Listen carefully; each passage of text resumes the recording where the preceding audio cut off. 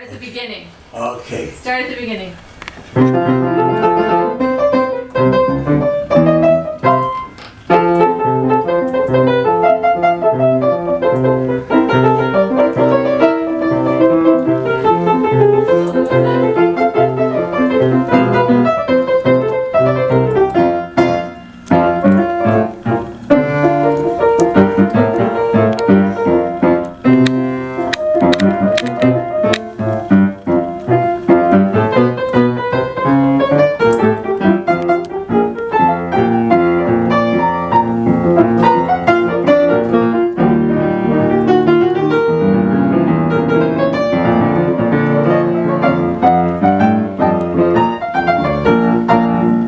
Well, it's not. Yay! That should be done with. That's good. I feel as though we should have the little children walking I around know. in chairs. Yeah, too bad we're not little children anymore running around the. Your son. Oh gosh, I lose track of it. It makes me so old to be. He's he's 68 maybe? something like that. Something around that. Fred, use your walker. Use your walker. He can make it. Oh yeah, No, where is the damn can't. thing? It's behind At least I've got you people here to help me get him up. you. Yeah. I know. My mom can't get my dad up when he falls. So what does she do? I don't know. She makes him get up himself. She keeps. That's right. She rolls him. She rolls him until he gets to like the stairs or something, and he can pull himself up. Well, Fred was very, Well, very active physically. I mean, this he is really a did special almost all the occasion. gardening around this Yeah, I know. Special occasion. and then all of a sudden he can't do anything. How long have you been in Philadelphia? We came last Friday night, but we've actually been all over Pennsylvania. Oh, We went to I see. see all the places where John lived when he was here. No, And in 2 where- years you lived a lot of places. Yeah, Yeah, I was in New Jersey too. yeah. Oh, where were you in New Jersey? Cherry Hill area. Cherry Hill? Yeah. Uh-huh. Yeah, kind of all around there. So we've been going to the different apartments and things, and we realized last night that we were only 15 miles from you. So I thought, well, we have to come down and see him if we're only 15 miles away. Right. So, Well, that's great. I mean, because particularly as I'd never met most of your family. Oh, because I haven't met any of your family. yeah, I think Uncle Fred met my daughters one time when we were at my mom's house, but we came to Dottie's, but you were gone. Like he was staying at Dottie's house. He stayed there while I was probably. Anne said to tell you hello. I was just emailing her, and Well, she said she might come and see you this summer. And Oh, that'd be very Anne's nice. gonna come see you in the Let summer. her find out where we are. Whether, well, even if you're in Dennisville, because Well, that's Dennisville is. It's nice to know where you are yeah, because yeah, we don't move around as much as we used to, shall we say? yeah, I know. Oh. So you're gonna be 97 in October or 98. Gosh, you have the mannerism of my son. Yeah, I swear, looking at you. 98. Right Oh, it's there. 98. Bob really likes to watch these videos when we come back with him. He loves to watch you on video. Well, I can see that. It brings back something he does. But tell me what you know about your mother. That sounded terrible. It does sound terrible. She took my dog outside, and I think she had put over the window wells in their backyard. She drags home stuff, and she had put. Jeez, all these males are living so long. Yeah, it's no picnic, but it's been better than the alternative. Better than the alternative. Yeah. How come you're living so long? All the good living? Because I took There you go. good care of him, see. You do take good care of him. Well, I don't know. Sometimes I could kill him, but I haven't so far. Yeah, my dad walks around and says, I'm getting so decrepit. I'm so decrepit. More decrepit every day. That's what my dad says. Oh, That sounds like Bob. Yeah. Well, I was supposed to talk to Debbie today. I talked to your mother called, and I talked to her. Yeah, I think Oh, yeah. you do. Unfortunately, I guess. It's Yeah. not. Remember all the bad things, too. What do you remember doing with Bob when you were little kids? Can you remember anything about my father? When he was little? Your brother? Oh, when he was little, he was trying to think. Tell me about when you first heard that the twins had come. What? When you first heard the twins had been born. Your twin brother and sister. Third Here. district. Right there to the right. When you heard that Aunt Minnie told you that you not only were going to have a baby, you were going to have two. Oh yeah, that's right. That I was not a very hospitable person, I guess, because when I remember the first thing I remember probably the phone was jangling over there, and Aunt Minnie answered the phone and said, "Twins." I said, "What is that?" We were having a brother and a sister. Well, I thought that one was enough, and two was definitely too many. Was my first reaction. So I was not a very charitable person from the word go. What did you want? A girl or a boy? Brother or sister? Yeah. You didn't want either one. I was going to say, you want the whole thing to go So away. I had been the star performer up to that point, and apparently my mother was in rather dreadful shape physically, and she was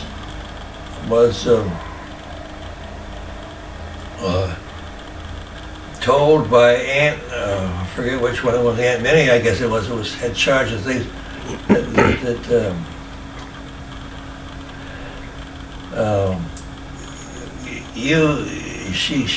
they were the twins, and so he gave one to Uncle Jack and one to Aunt Elizabeth, and both of them are the least maternal or paternal people in the world, I think, and that was a horrendous experience, and they never came back till we were 15.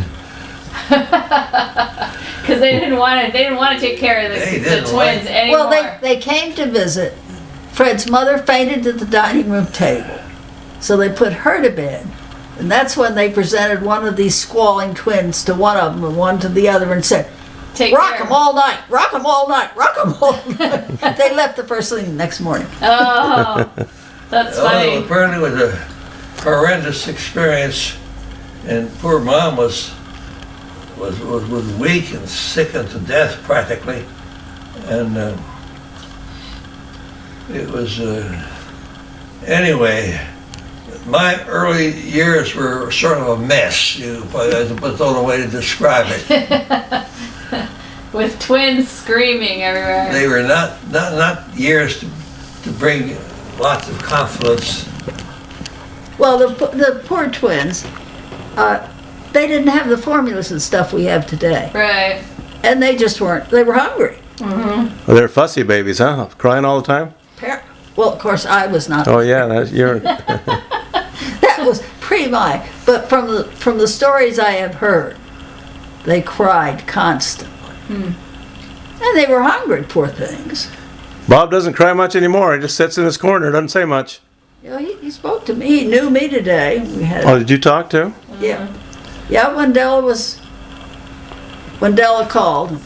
He doesn't say much. My dad doesn't talk much anymore. He doesn't. He can't. He has no short-term memory. So when he talks, he asks you the same thing over and over. Over again. Yeah. Well, that does happen. Yeah. Well, but then my mom just yells at him. So. What do you remember about your dad? Do you remember your father? Oh heavens, yes. Tell us about your father. We're What? filming you. We're filming you. Then you will make him do Well, it. Pop was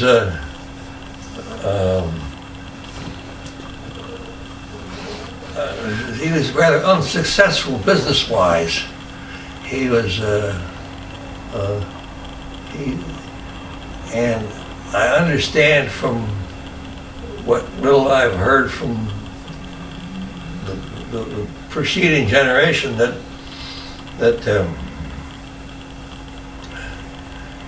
and Mom once told me one thing about Pop. There never was any money, and so Mom had to do all kinds of ingenious things. She took in boarders and in that way She wrote poetry and sold Oh yeah, it. she wrote a poetry book And sold it, right? and sold it for several $100s, I think it was. And then along the Depression came then, one of the Depressions then, and so all the book, there were no books. This book was supposed to come out during the Depression, and it was one of the casualties of the Depression. So it is called Cutout Town, and I don't know where it is. I think Bob had it. Last I heard, Bob had the manuscript, but that was when they were still living here. No, really? Right. I think we have some of her poems. I think, yeah, we do have something. Yeah. So, But she used the money to add on to your house, right? And that's why you had a border. Oh, yes, yes. they had a border, and then when the war came along, and there were a lot of people working in the factories, they had it was the military were stationed there. They had a series of military couples who lived up in, do you remember the Windsor House at all? We went there. We took my dad back there when he was like 80. So that's the only time I've ever seen it. Yeah. So, but anyway, there was this this bedroom that this couple lived in, and there was, why it didn't burn the house down, I don't know. It was a closet in which they had the cooking equipment, and she cooked It was a closet, that's right. It was, they had cooking. So the apartment consisted of one room plus the cooking, and then they had the use of the family bathroom. So they slept in that front room. But she added on the back is what she added on, was some kind of room in the back. So maybe the kids went to the back room. I don't know where the kids were. All I remember was the story about people being there, and since they shared the bathroom, and as you remember, your grandfather was rather slow in the bathroom, like 3 hours. It took him about 3 hours to get shaved and all that sort of stuff. He was really a slow starter, and when he gets started, he never did anything anyway. No, he did, honey. He did a lot of things. He straightened the magazines and nothing He else. straightened up the magazines, yeah, right. He This is my grandfather they're talking about. he really was a lost cause. He was one of those people who was basically incompetent. But he was sweet. He was easy to get along with. Yeah, you've got to give him that. Oh yeah, He was accommodating. Anybody else would have gone nuts during that experience, but he'd get up late in the morning at 10 o'clock or so. He'd get up and he'd go to Hartford and fumble around and try to sell a few. He had sort of He had a semi-successful time as a salesman until in the early days selling systems of collection. They were nasty notes that you sent to people that owed you money. Right, I found some. You found some of those? In his Foot Locker. He had little, remnants of all of that. Yeah. Well, that was Pop's fort, was those things, and he'd sell systems, they called them, and he, on a good day, he'd sell a system or two, and he really. Well, then he went to work for the munitions company. Oh yeah, and during the war, they were sort of taking everybody, and he had a job in the munitions plant there. He was timekeeper at the munitions plant. The munitions plant in Hartford. And that put him on Social Security, which was a godsend. That was a godsend. That's right. For the rest of their lives. Pop's experience in making. I remember Mother say something was never any money, never any money. Never any And money. So she took in boarders and whatnot. She worked as a librarian. So she had a great, it seemed to me, endless supply of $20 bills to the boarders would pay their rent in, and that was what kept the family going. And then they had a boarder who would get frustrated because there was only one bathroom upstairs, and Pop took all kinds of time in the bathroom, and he would have to go, and that was all there was to it. So Mother noticed that the windows on the first floor were getting kind of cloudy or something.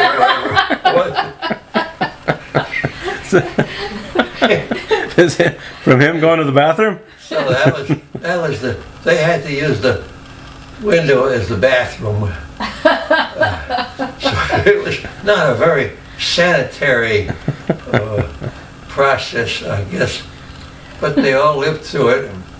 And My father used to say if it was up to your mother to support the family, you guys would have been well off. But because it was up to your father to support the family, you never had any money.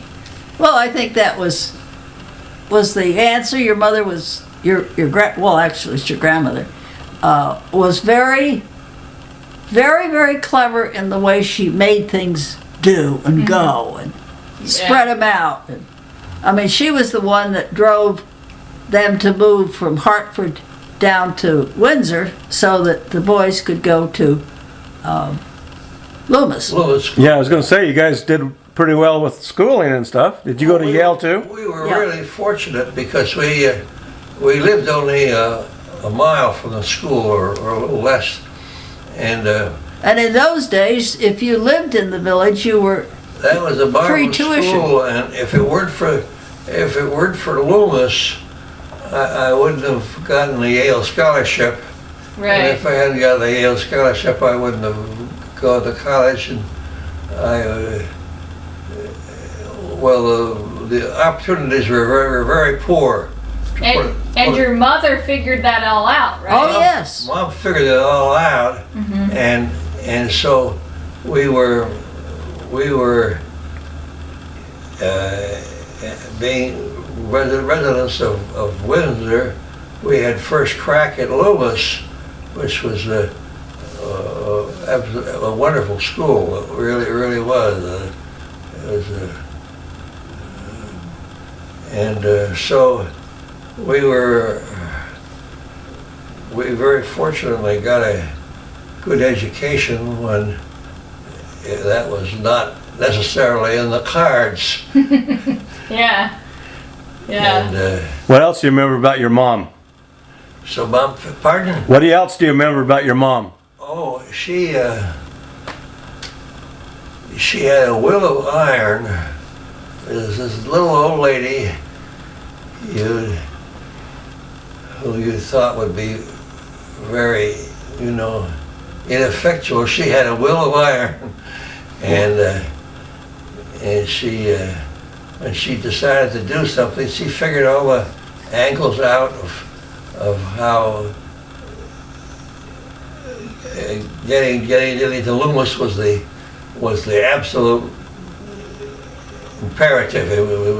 We had to get to Loomis, so she was always on our tail to study and get good marks, and which we both, my brother and I, were good scholars at the 8th grade level or whatever it was that needed it, and so we both got into Loomis, and Franny didn't do so well. Her talents were on other things, Well, she wasn't interested academically. She wasn't dumb. She was very bright, but she was not interested in academic things. And also, she was, at that time, girls were treated differently than boys. Yeah. Everything went to make sure that the boys got a good education. It was a really a rather grim time for raising children. You had this wonderful private school in town that if you were on the top 20%, I guess maybe it was, you would get into that, and that was the that was the Key to success. Well, academic that success. was academic success. So we both my brother and I were. Brother was a better student than I was, and so anyway, it was sort of rough times, but they were. Well, there was one thing about it. It was rough times for everybody. I mean, It was a rough time for everybody. the depression was not just one family or one group. It was Right. Well, I heard Aunt Frances complain about Windsor High a lot. Oh well, Aunt Frances was a complainer. a tragedy of Windsor. The girls didn't count to much in the great scheme of things in the 1920s, and she didn't make it to Chafee. Yeah. and it wasn't. She had sort of a wacky brightness that was not academic. It was a sort of She became interested in boys at a very she was early more age. interested in important things like boys and it was really a rough time for everybody. And fortunately, my brother and I were relatively good academically. He was actually better than I was. He got the first prize in his class for academics. He was so. He skipped a grade, didn't he? He which? Didn't he skip a grade? Like he skipped first grade or something? I think he did. Yeah, that's what I always heard. He skipped a grade, yeah. Yeah. Yeah. He was on. Well, in those days, skipping a grade was considered good. He was Right, definitely. yeah. Yeah, skipped it the good way, yeah. Yeah, your father was definitely on the bright side, and of things, and so he did quite well in the scheme of things, which was very limited in those days. I mean, you really had to do pretty well in school, or you're just sort of foofed ass, so to speak. And the opportunities in Windsor were not very good. They Right. were, I would say they were poor to damn poor. if you didn't get into Loomis. Right. Well, that's why you lived in Windsor. Yeah, that was the. And she had that plan years before, huh? She was thinking ahead. Oh, yeah. If I want my boys in Loomis, we've got to get them down there.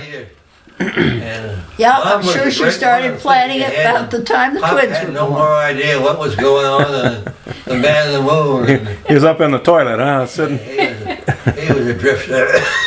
No, he wasn't a drifter, Fred. That's not fair. Perfect drifter. No, he wasn't a drifter. So you two boys always like science, huh? Pardon? You two boys like science, huh? You went out in chemistry, Yeah. and I went. Bob went out in electronics, or Bob went out and went to tax engineer. So we both got in science and did quite well in the sense that we got jobs, Yeah. which was And- not the first thing you. Everybody didn't have jobs then. It was really. And you're both using your retirement. You're both like the companies are paying you retirement for a long time. That's right. Oh yeah. you work for DuPont. You must have loved that company. Yeah, that's right.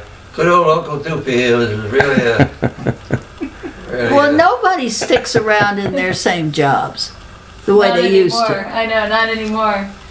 No, he used to say, I'm living this long so I can give DuPont's retirement systems a good friggin'. That's what he used to say. Yeah, he said that for years. My language wasn't very good in the old days. It was rather limited, apparently. Well, anyway, there again. I was looking for a job, and it was the merest luck. In our church in Windsor, there was a little old lady and her husband, and they had a son who had done quite well in DuPont. We had heard, so they gave us a boost, and they wrote to their son, and as luck would have it, they couldn't have been any more fortunate.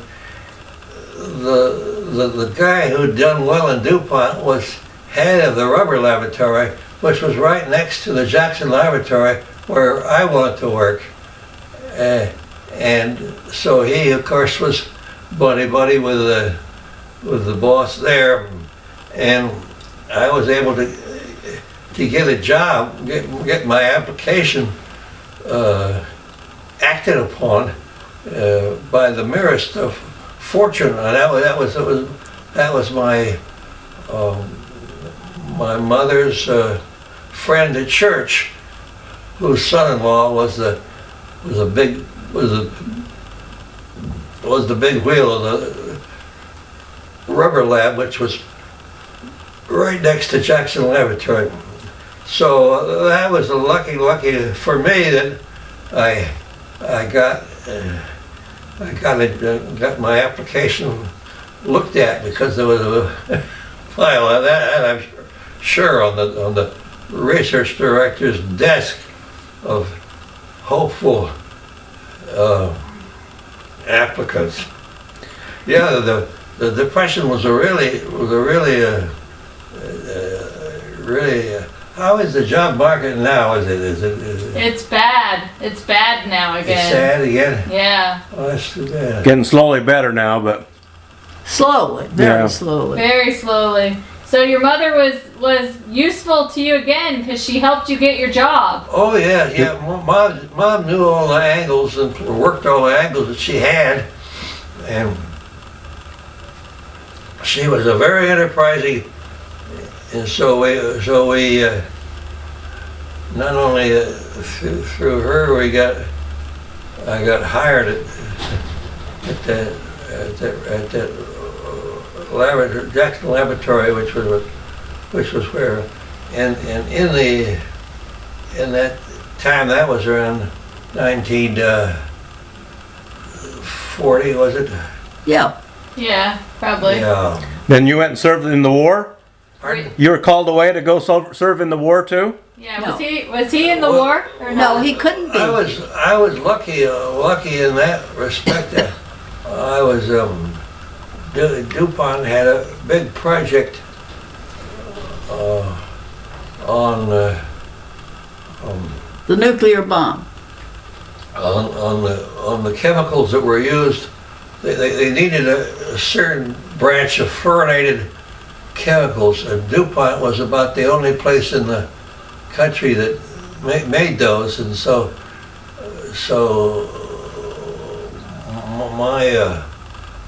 I was on classified work. That was, in other words,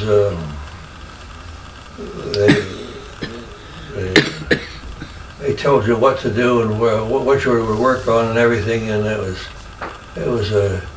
quite a remarkable project. That was Oppenheimer. That was a branch of Oppenheimer's Oh yeah. project. We at DuPont would, with the scheme of things, we would work on things that he would need for his project, and they were all fluorine chemicals, and DuPont was the only place in the country which made fluorine chemicals up to that time. So did you meet Oppenheimer? Did you meet him? And Yeah, Oppenheimer yeah, needed all these special fluorochemicals, and so we were on the project that produced those chemicals, and that was Did he get to meet him ever, Aunt Catherine? Do you know? I don't think so. Yeah. I mean, there were probably 20, 30, 40 different little projects that Right. all Grandpa Stilmar was a very, as you would expect, cantankerous in his youth, and when he was young, he for some reason disliked honey, and this neighbor gave him, when he was a child, a jar of honey to take to his father, who, since he didn't like it, he hid it somewhere or disposed of it, and he got caught. So he got whaled in the tail for that, and roundly, and he was. Tell us what you remember about your grandpa, Stilmar. What do you remember about him? Do you remember him? Well, He had one arm. Remember he lost? he had one arm and his wife had one leg. Right. yeah, so a perfect couple, huh? he died. He died the year I was born, I believe, That's right. 1915. So you never really knew him. Oh, so he didn't know So I him? never. But he knew that his wife, the grandmother. Oh. At least he went to visit her once. And that's when she was in bed, and all he remembers was all these pills and bottles on the All these table. big, she had pills that were capsules that were that big, monstrous things. And this poor old woman, little old lady in the bed, eating these terribly big capsules was all I remember of her. And she, They were divorced, right? where was the what? They were divorced? Your grandparents got divorced? Well, not officially. I think he went, They separated. they separated, and the one episode I remember, which was not my memory, it was my father's. My father, or that would be my grandfather, he went to live. Down the street He went to live down the street a few in a boarding house. in a boarding house, and in a block or two of where he had lived before. And he and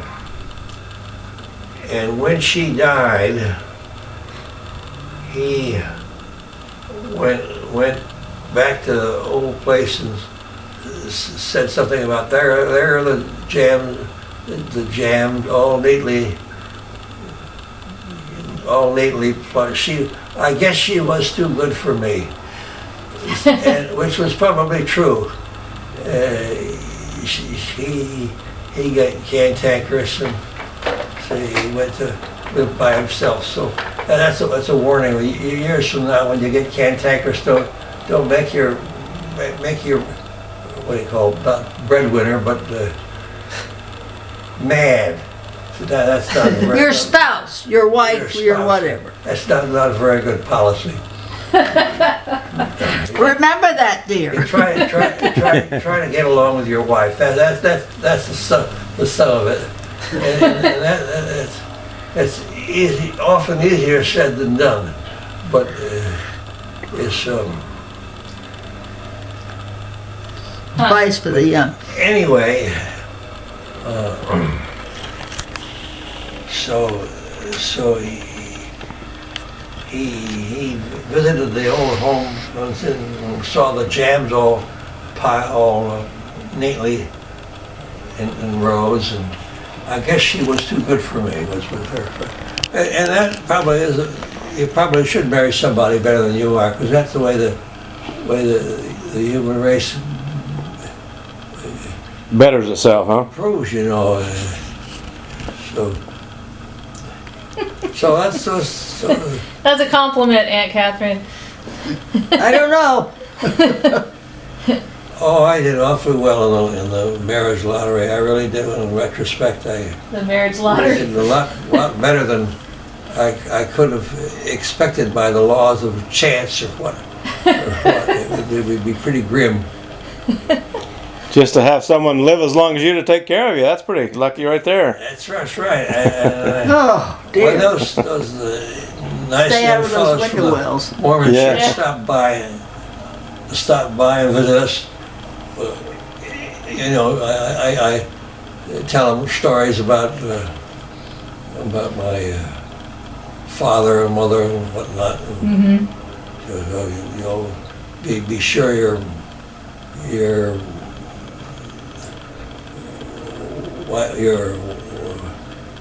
have some good relatives to take care of you. I mean, that's a very important.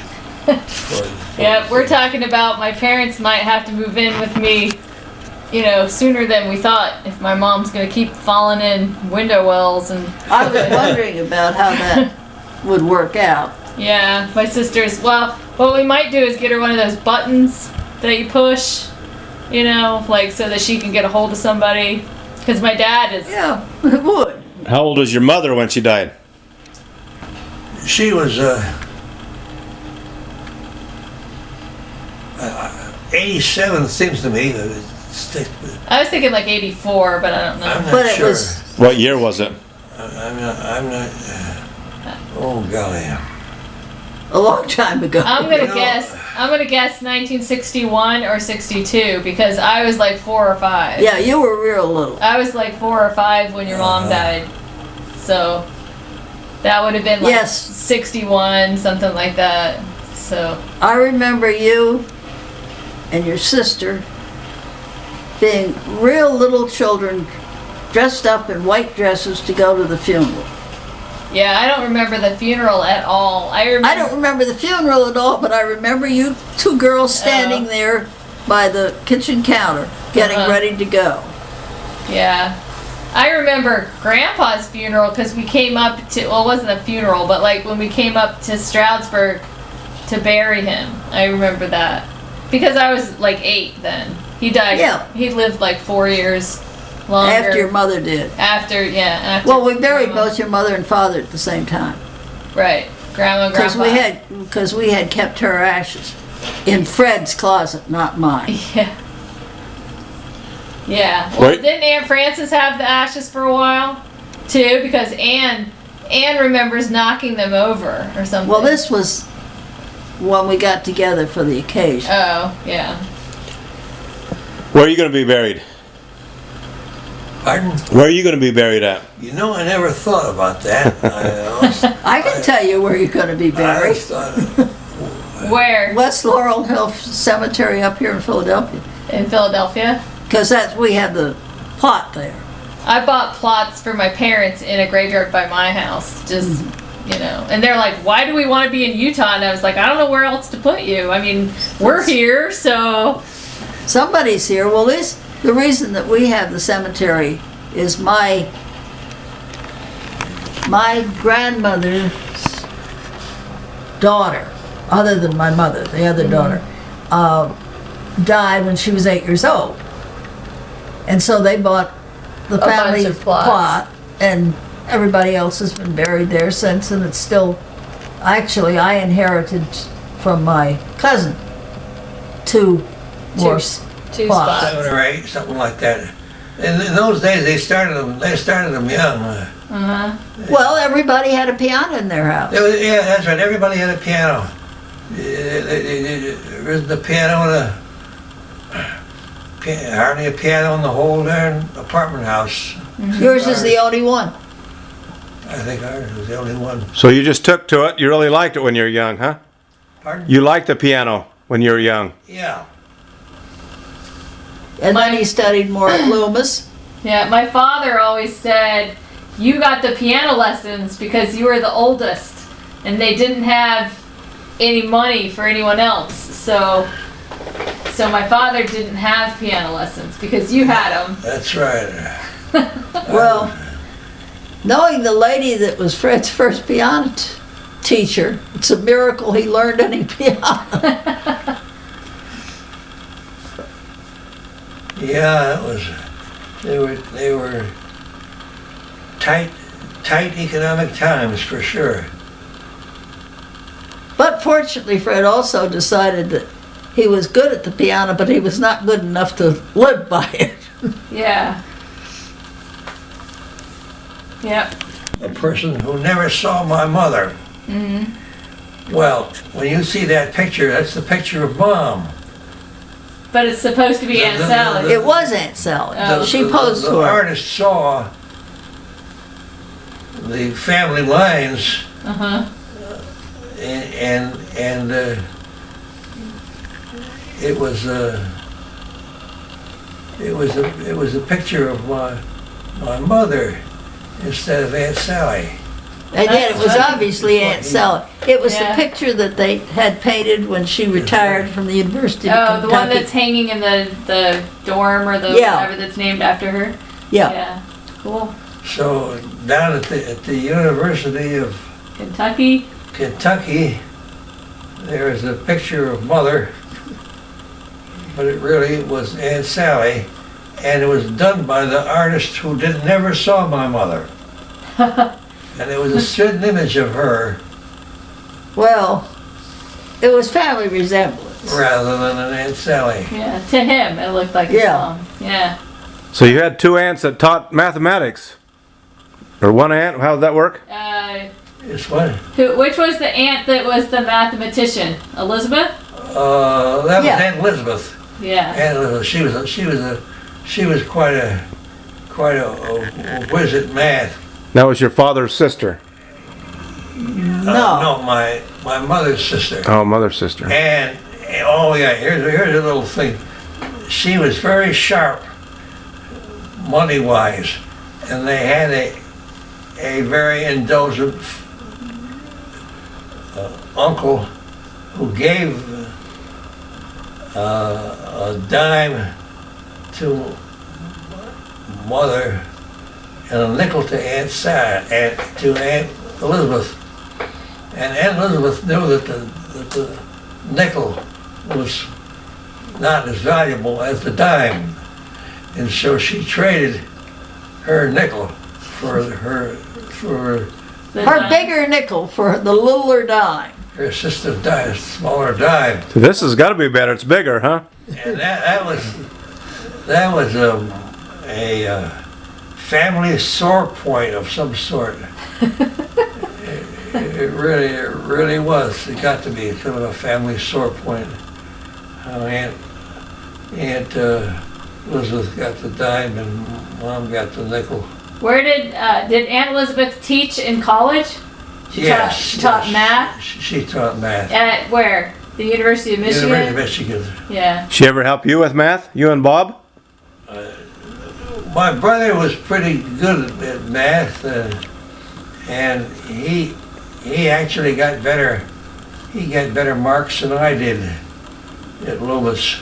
But Aunt Elizabeth was avoiding the family at that point till the children got quite a bit older. Aunt Elizabeth stayed in Michigan. Yeah. What was her last name? Grennan. Grennan. Granite? Grennan. Grennan. Grennan. Grennan. Grennan. That's If you never saw her, you really missed something because she was a character. No, I've heard all the stories, but the only sister I ever met was Aunt May. Oh well, now that was on your father's side. Right. I heard of Aunt Char, but That also was on your father's side. I know. Yeah. But the only one on my Aunt- dad's side was Aunt May, and the only one I ever met on your mom's side was Aunt Sally and Aunt Ida in a nursing home bed. So I never met anyone else. Well, Aunt May was as crazy as a coot. No, she wasn't crazy. She was just determined. She wasn't going to let anybody do anything against her. If you will excuse me just a moment, I'll be back. Yeah. Okay. You need to look in this camera and tell Bob to use that walker. Use his walker. Oh yeah, the walker's a great thing. Say, there's no reason why you're not using it, Bob. Yep. Ask him why he doesn't use the walker that his son so kindly got him. Yeah. Because my son got me this walker, and it really is a lifesaver. So tell us a story about Aunt May or Aunt Char. Any of them. Any of them. Well, Aunt May was a bit crazy, and by the time we were, but she very highly emotional, and she what the heck was it? When Pop at the dinner table, when the Stilmars had dinner, Pop would say, "May, there's a parade coming down the street," and she'd rush to the window and he'd take a piece out of her dessert when she was gone. So that was always good for her. Then she would get upset about it, huh? Yeah, she'd always get snickled out of some of her dessert. Do you know the story about there goes About who? the pants or something? Oh, Lou's pants. There goes Lou's Lou's pants. yeah. Tell that story. Well, yeah. Do you want to hear the details of that? Yeah. Well,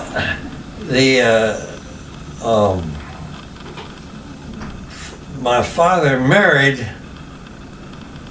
a young lady from Geneva, Named Florence. Florence. Wasn't it Florence? I think it was Florence. And Florence what? His father's first wife. Oh, yeah. and anyway, they were extremely poor. The Stilmars were relatively wealthy because he was a telegrapher in town, and he got some money out of that, and so that ensured that the Stilmars were one up on the economic pole. That it was very grim in those days. But didn't he have a jewelry store too? Yeah, he was a watchmaker. He sold jewelry for a while. He was a jeweler. And he was a watchmaker. Until he lost his arm. Watchmaker. Yeah, he was a watchmaker. No, actually, he did watchmaking after he lost his arm. Oh, really? And He lost his arm in the Civil War. Right. and he so Grandpa Stilmar was a going economic thing, which was not to be taken for granted in those days. And they were relatively well off on the economic scale because he was the telegrapher in town. And so your dad married Florence. And it's what? Your dad married Florence, but he was poor. Or she was poor. Oh, she was cut off. She was dirt poor. Yeah, really poor. And so when she died in childbirth, she and the baby both died in childbirth.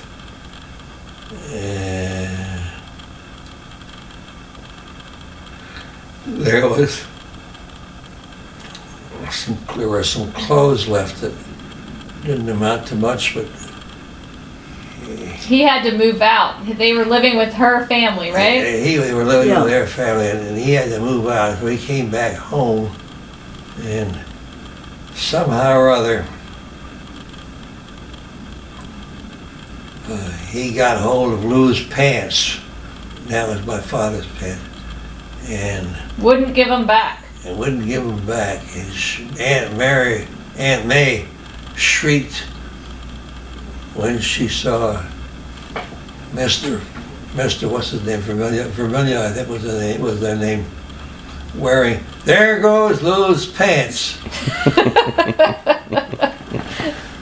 I think that's so funny. So we always thought that was kind of a choice. Aunt May would scream that out the door because they would not give my grandfather back his pants when he moved Well, home. apparently he didn't get anything back when he moved back home.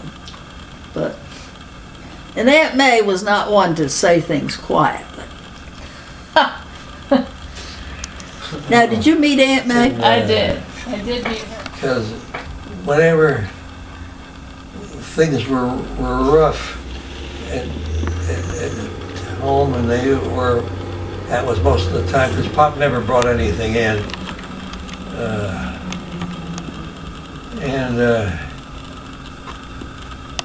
Aunt Char would. Aunt Shar would or if an unexpected bill came from Lewis that we couldn't handle it, Aunt Shar would fill the gap. So she was our, so to speak, she was our savior, I guess, many times when during the Depression things were very, very tight. I always heard that Aunt Char was kind of mean. Like, you tell stories about Aunt May being mean, but I always heard, like, people were afraid of Aunt Char. Was she? Well, yes, you would be afraid of her. She was very determined, she was very sharp, and very, well, I don't know the word to express it, but she would say things like, "You do it, you do it," or "I don't like so-and-so." This, she was not, in fact, one of the saving, ingratiating graces that you usually think of people have, she didn't have any of that. She didn't have any of it. She came to visit. And once when we came back we were going to pick her up at the train station. Now, of course, that was hazardous because it could be any train, any time. No, she had a specific train. She got an earlier train. Got there. We weren't at the station. Of course, she was an hour and a half earlier than expected. And she got mad, took a taxi out. We were frantically looking for her at the station by this time. Right. And she was sitting on our step, madder than a hen because we weren't there. And while she was sitting there, a dear neighbor offered to take her in. Well, indeed, she was not going to go in. She was going to wait for the Stilmars here, which was their house. And so they got into kind of a brouhaha over that intended kindness that backfired. Everything with Aunt Shire was backfiring. And so we had that to straighten out. And Well, tell her about the time that Aunt May arrived at your parents' house. And Aunt May came in and she said, "Dead or alive, I'll never see that woman again." She'd just come from Aunt Char. Apparently they had a going over. Dead or alive, I'll never see that woman again. Dead or alive. Of course they did next day. I wish I would have known these people. They sounded just hilarious. Well, if you weren't in the middle of it, they were. They were so all squirrely and determined in their way and characters in their way. And I think the sisters were very close to each other, but they certainly weren't going to agree on each other. That was the only problem. They couldn't stand each other. They're very close. If you have any signs of that in your family, you better nip it in the bud.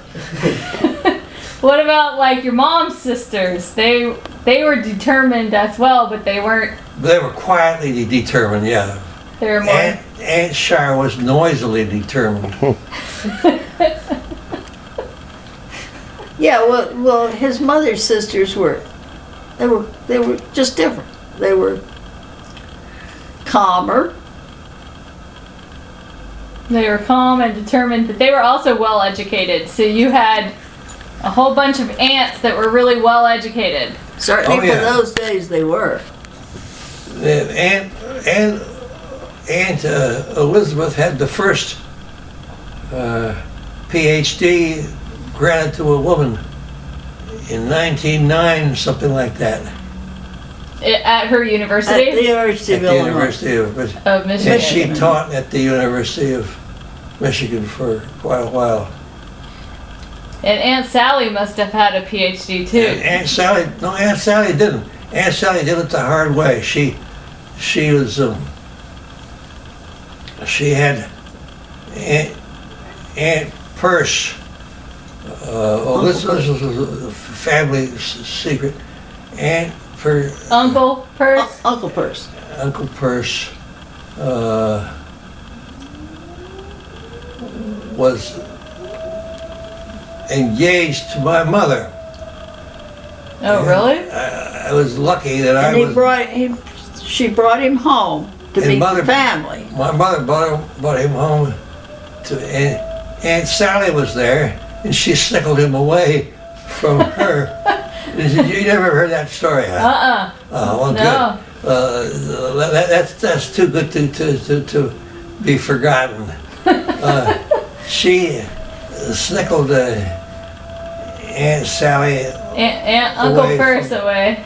from From your mother. from my father, and so mother married. Lou. What the hell was it? She. Your mother married Purse's best friend, who was Lou, Oh. Yeah, that's right. So after Aunt Sally had snickered a little. So did Uncle Purse make more money than your father? Uncle Purse, Died. yeah, he did because he was a doctor, but he unfortunately died very, very young, but only after he had given Aunt Sally 5 children, I think it was. Yeah, she did have quite a Four. few. 4 or 5, it makes no difference. Great number of children. And so she had the problem of raising all these damn children. and so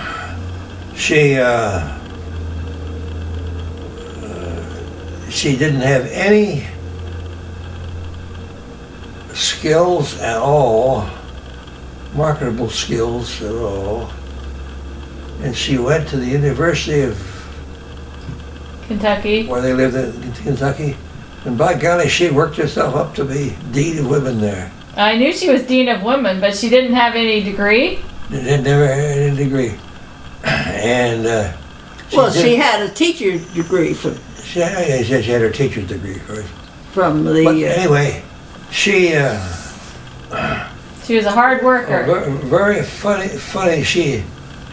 Her picture was painted from life, and the picture is the spitting image of my mother. Yeah. The artist who did the picture never saw my mother. Well, there was a resemblance between Aunt Sally and your mother, but your mother was retiring, Oh, and Aunt Sally was anything but retiring. Your mom was a retiring person? Oh, very. Really?